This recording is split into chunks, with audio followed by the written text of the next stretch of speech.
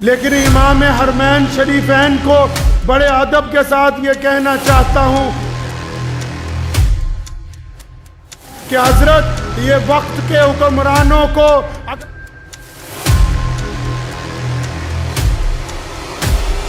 اگر مسجد نبوی کے ممبر سے اور اگر خانہ کعبہ کے ممبر سے یہ اعلان نہ ہوا کہ آؤ ان فلسطین کے مسلمانوں کی مدد کرو تو پھر اسی امامت کا اللہ اور اس کے رسول کے نزدیک کوئی فائدہ ہونے والا نہیں ہے۔ ہماری پہنچ آپ تک ہے، آپ پوری دنیا کے مسلمانوں کے اس مسلح پر کھڑے،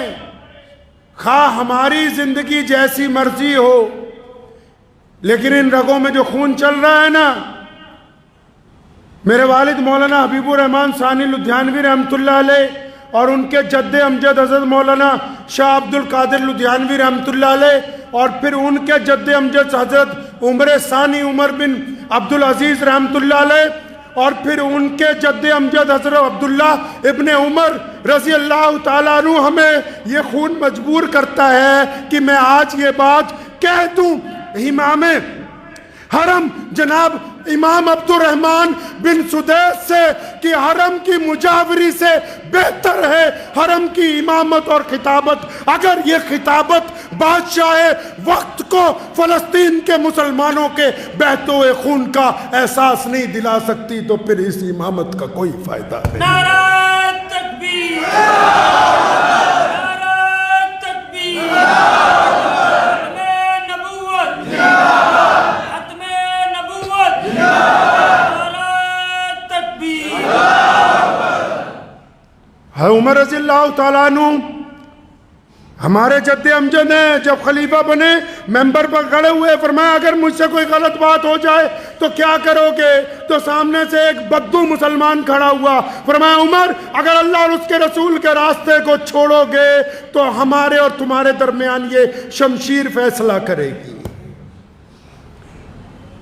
ہمارے قائد جو ہیں بھارت میں حضرت مولانا سجاد نعمانی صاحب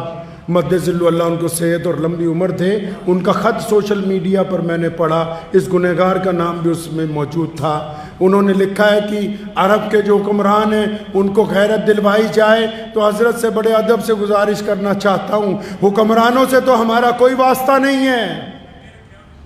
ان سے تو ہمارا کوئی واسطہ نہیں ہے،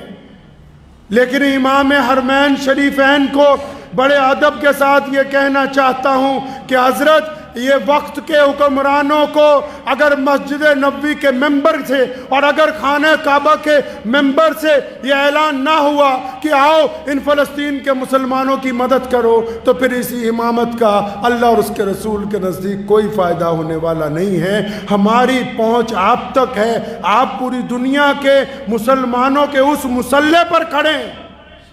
اس جانماز پر کھڑے ہیں آپ جس کی طرف منہ کر کے ساری دنیا کے لوگ نماز پڑھتے ہیں، آپ اس مسلح کے اوپر کھڑے ہیں۔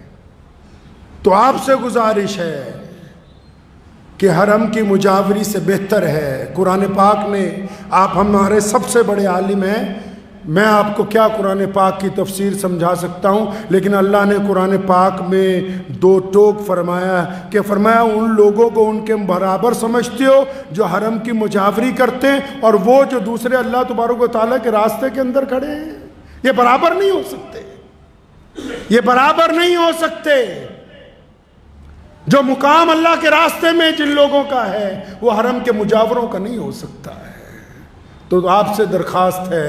پتہ نہیں یہ میری گفتگو حضرت امام حرمین شریفین تک پہنچے گی یا نہیں پہنچے گی، لیکن اگر پہنچے گی تو میں ان سے گزارش کروں گا کہ وقت کے حکمرانوں کو للہ آپ اپنی منصب امامت کے ذریعے یہ احساس دلوائیے کہ فلسطین کے مسلمان اہل عرب کی سب سے زیادہ دعاؤں کے ساتھ کے ان کی ہمدردی کے اور ان کی موجودگی کے مستحق ہیں۔ وآخر دعوانا ان الحمدللہ رب العالمین۔